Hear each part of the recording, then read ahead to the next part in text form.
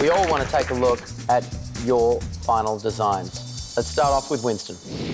I felt like it really fulfilled a lot of the ideas that he was setting out to do. I would have loved the garden to go from inside to out. I would have loved colour to be used in a stronger way. And then one thing that really disturbed me was that you had this beautiful selection of furniture that was in this lovely colour palette, and then there was this very cream sofa.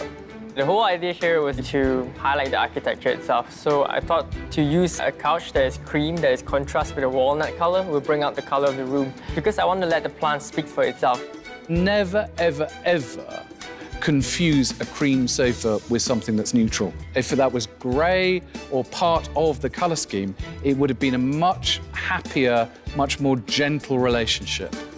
Winston, you had me at blue, right? The minute I came in there, no, I loved it. But it wasn't a tonal scheme, it was a complementary scheme. I think what really impressed me was your timber or interior architecture that you had created. What came to my mind immediately was, oh, has Winston been visiting Thailand and he's been influenced by Lana architecture? Yeah, I love Lana architecture. And I thought that was really interesting. I love the use of the dark woods. I think it's very consistent. There's a very distinctive style there. The way you worked out your floor plan was a problem for me. I felt I was looking at a blank wall and actually taking my focus away from the main feature of the house, which was the beautiful feature wall with the plants. You should have created more of a focal point opposite the sofa. Yeah. And although the little study area was lovely, it needed more identity.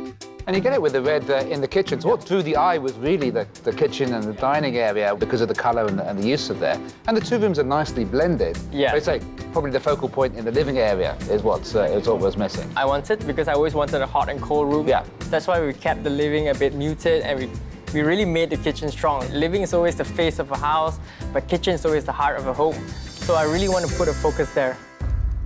Moving upstairs, for me personally, I was a little bit disappointed. Your bedroom is very heavily weighted on one side.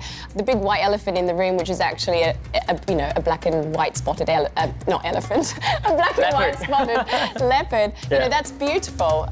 But I think you have to ask yourself the question, does it actually go with the rest of the theme? Frankly, it was like a teenager who'd lived there before and forgotten to paint over the leopard in my view. Didn't really fit. That was my first art mural. Come on, give me a break. Funnily enough, it's like your scheme reaches a focus point by the time you get to the bathroom in a very, very successful way. The Peranakan tiles, the confidence with which you then put it against the very sleek, very contemporary fit out, and then having that internal garden space as well. All of this, to me, is pure Winston. What I really admire is that you feel like you're actually bathing with the heliconias. Which is something we do the entire time, team. Forever in the bath with the heliconias.